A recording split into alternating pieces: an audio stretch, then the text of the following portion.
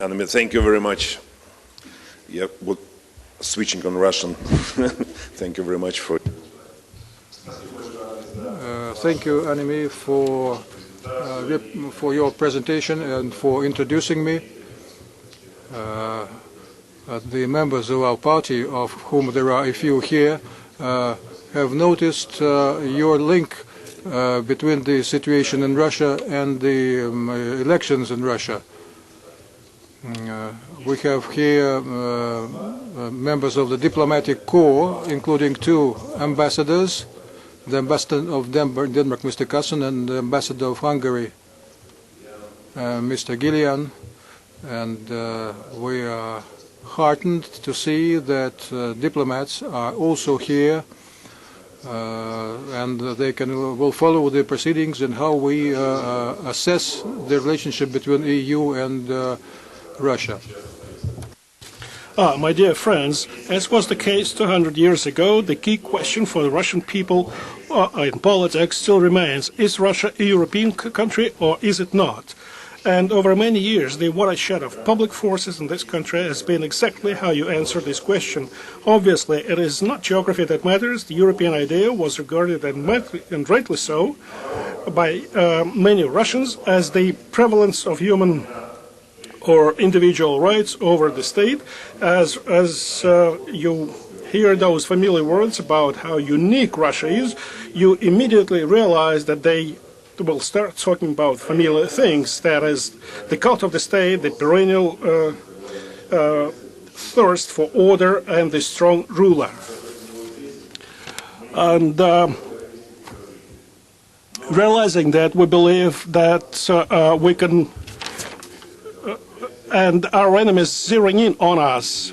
And it is for this reason that we liberal-minded people believe that the question raised in the title of this conference is plain rhetorics. Our answer is well known. We wholeheartedly support the European way for Russia.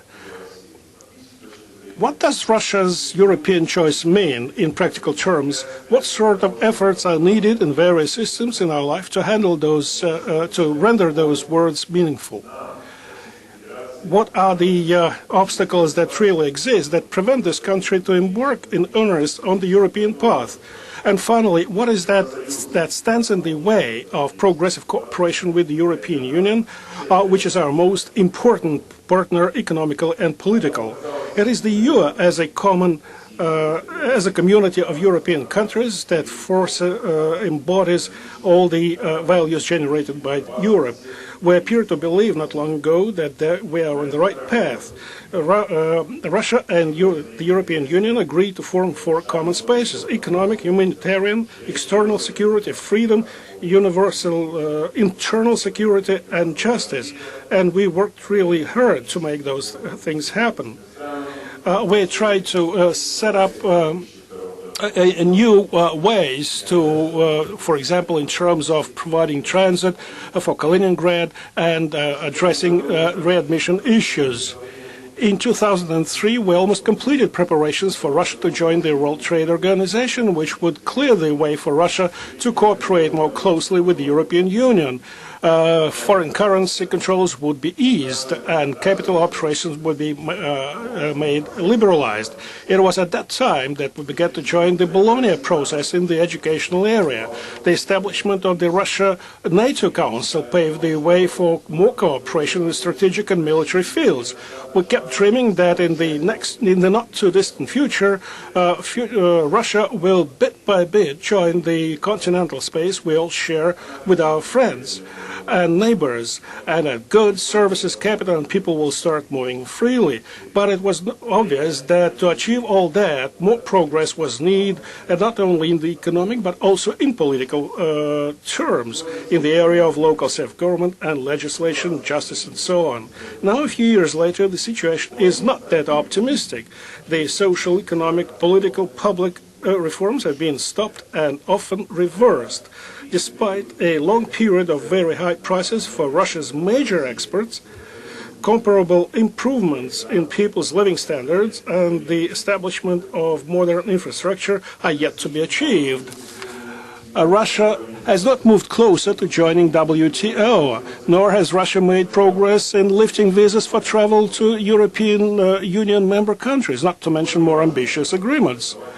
Numerous reforms are urgently needed in this field, and they need to be started again.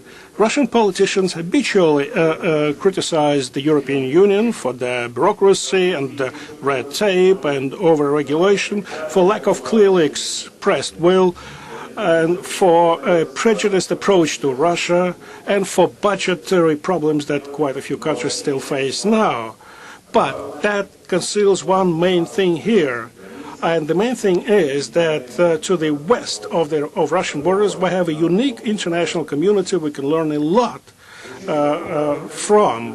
We can learn how meticulously human rights are respected, how properly relations between the individual and the state are maintained, how executive branch is accountable to the legislature, and not the other way around, how European countries find common ground and act in solidarity with one another, and how they bridge differences amongst themselves. And of course, we believe that to start moving along these lines there, the Russian government needs to stop mothering around and say clearly what it wants by joining the WTO. They need to hold responsible negotiations on systemic issues, assuming commitments to introduce Russian rules and regulations in Russian economic practices. It should be commitments, not bargaining chips, not trading, horse trading and so on. We need to set up an atmosphere of predictability for energy that we export to the European Union. Of course, for many Russians, the issue of visas and freedom of travel is a very sensitive issue.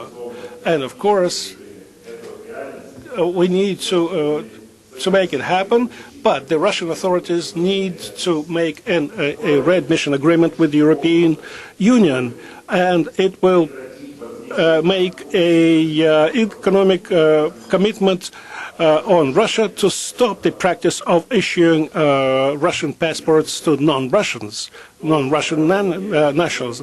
The European Union needs to publish a list of terms and conditions so that the public could control the process. And now security. Russia needs to implement the Sarkozy and Medvedev plan after the Russian-Georgian conflict. The Russian authorities are to follow Russian national interests, and those interests say that we need to have an effective cooperation with NATO on many issues. We need to make a clear-cut position on the Iran issue, and together with the European Union and international community to address this issue in earnest.